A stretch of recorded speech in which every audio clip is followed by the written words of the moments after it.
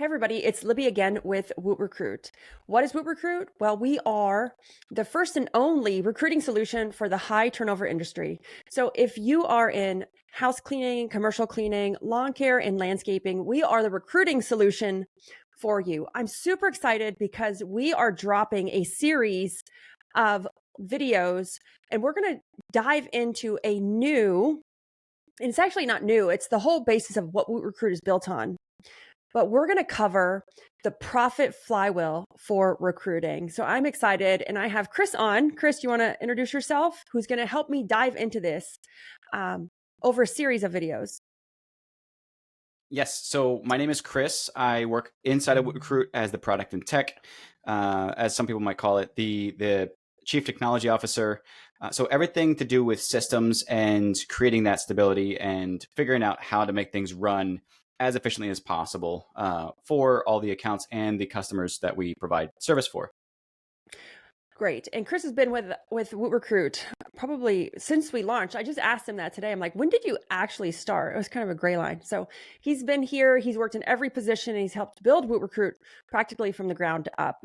And, you know, who better to have on here to help dive into what does healthy recruiting look like? How do I know when something's broken? How do I even know what to pay attention to? And I'm going to just share my screen and share with you guys um, a flywheel that we've come up with. This is actually everything around what WootRecruit stands for, how we manage the accounts, whether using our professional services side or you're just using the software side, then we're teaching you this. But Chris, do you want to dive in and kind of explain? In each video we're going to cover in depth each of the 11. So this is 11 steps. Why do we pick a flywheel, Chris? And do you want to just dive into explaining some of this?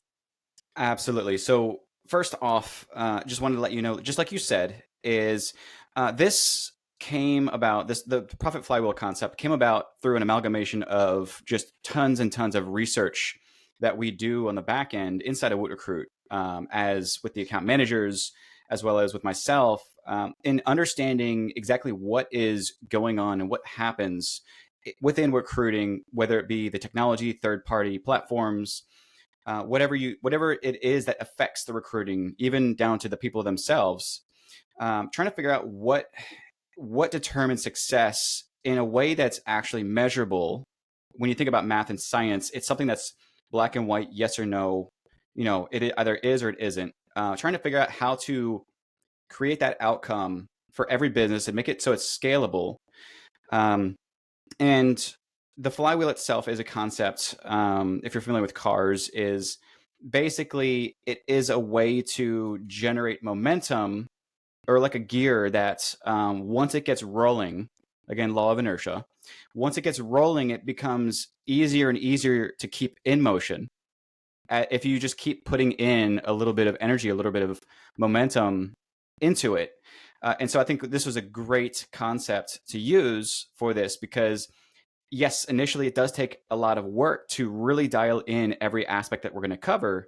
But over time, as we keep working through this and refining it, it will start to become an engine that runs by itself, or a flywheel in this case. And it's an engine that's actually powered by the applicant. And that, at least that's the way we do it in WootRecruit, because as a business owner, for you guys listening that may not know me or not familiar with me, I do own my own service company.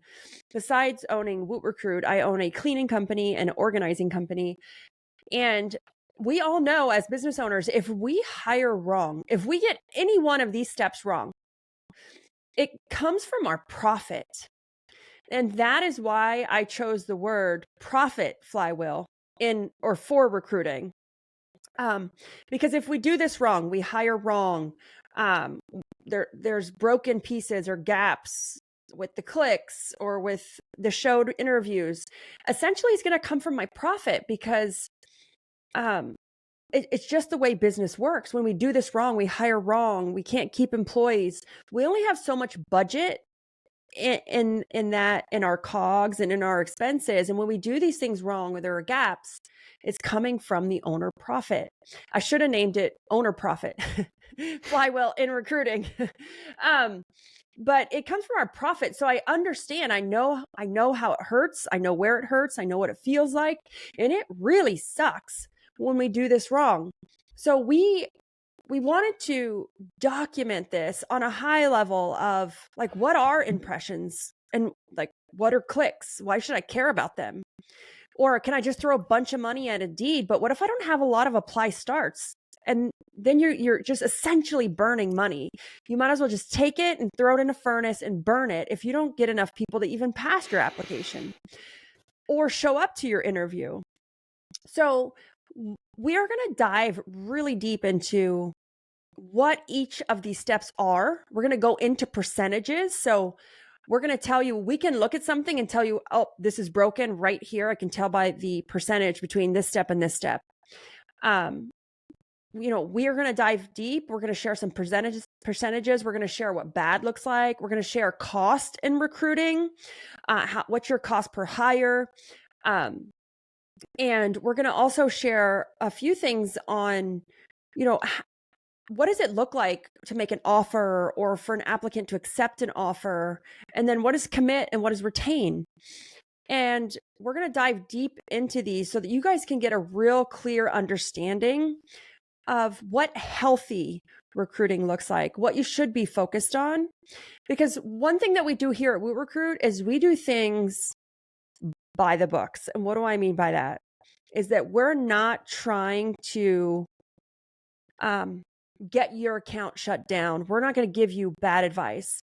Over the years, I have been to seminars. I've heard speakers speak on stage. I've heard people give absolutely horrible advice to business owners sitting in the audience. And that's wrong, because if you take that advice, you're going to get your account shut down. You're going to get your account flagged. You're going to spend an obscenely amount of money. An example is, I was on stage and I heard someone say, oh, you should name your titles for hiring fun names. Instead of a power washer, let's name it a super soaker operator. And like, that's absolutely horrible advice, because you're going to get what? Really bad impressions, horrible clicks, and you're going to spend a crap ton of money. Because why, Chris? It's AI. Yeah. It's not relevant in the search. The keywords are not relevant. You're going to be spending money on like the word operator or soaker or super. And then AI is going to generate weird sayings in snippets, whether you're using Facebook or Indeed or whatever. It's going to generate odd snippets and pull them for that view, which gets you, that's the impressions. And it's not going to pull relevant information or attract relevant applicants to that job. So the advice we're going to give you is going to be solid. It's not going to get you in trouble. You're going to stay compliant whether you're using Facebook or Indeed. But at the end of the day, we're going to give you some solid advice on how to recruit, but also what it should cost. Go ahead, Chris. Yes, Libby, and just leading into what you said, absolutely. What we are going to be showing you is, again, like she said, is not just based on theory. Everything that we're going to show you is based on applied knowledge of the last 700 companies that we have serviced, broken down, seen what's currently going on inside of their companies, figuring out how to fix it, and coming out the other side with some results. So this is everything that's been boiled down for you so that you don't have to be the person making the same mistakes. 700 companies. The data is so fun, everybody. 700 companies, and the data we have and the teachings we have, the processes, it's no longer theory, right? We're not talking theory. We have the backing behind us. So I really want to and encourage everyone to lean into what we're going to share through these 11 or 12 videos. The other thing is, it can't always be everybody else. It can't always be them. So business owners, this is for you, and you're going to hate me when I'm done, but it's like, everybody sucks. Everybody's horrible. Nobody wants to work. And the data will show that that's not true, right? The data will show with very healthy companies, we're going to show you that they have great show rate or like great stats or great retention. And that's not always true. It's just that maybe no one wants to work for you right now because you're figuring some things out, or some things are broken, or you're catfishing them, right? And we're going to talk about catfishing. Maybe you're catfishing them. Maybe your ad is freaking great and your core values are amazing because you copied them from somebody. I did that when I first started. I copied somebody else's job ad. I'm guilty too. I copied core values off the internet. And then when someone would come to work for my company, they were like, this is like, they used a filter on this because this company isn't as great as they said they were. And I learned my lesson, and I attracted the wrong people, and they wouldn't accept my offer, or they wouldn't stay. So we're going to get into how to do these things without going and copying somebody. We're not going to catfish people. We're not going to put filters like selfie filters where you may look pretty on the job ad, but once they get in there for the interview, you're going to notice if something's broken or you don't live up to your standard online, because you're going to see that data not match up. So before we wrap up and we dive into the first one, I'm going to share my screen again so we can let you know what we're going to dive into. So Chris, if you want to let all of our listeners know what order we're going to go in so they can catch us on the next video. Yes. So the next video that we're going to work on is the impressions themselves. And then from there, again, this is all in the flow of what you would expect with an applicant's lifespan or lifetime of their journey, their applicant journey. So we're going to go through each step from when you first capture that attention over to whether they decide to stay with your company or not. So this is going to be extremely helpful to understand at what point things start to fall apart. Yes. And for the last video, we have a bonus video that actually sits between retain and impressions, right? And that is, if you can get, and it's a cycle, guys, it's a flywheel. It keeps going around and around.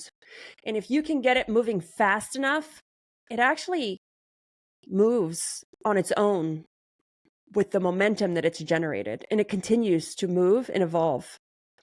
So we're going to dive deep into this. So make sure you stay tuned. If you're watching us on YouTube, make sure to subscribe so you can get notified. We're going to drop each one of these videos every day for the next 12 days. So make sure to stay tuned so you can catch each and every one of our Profit Flywheel for Recruiting series. Thank you guys, and we're going to see you on the next video.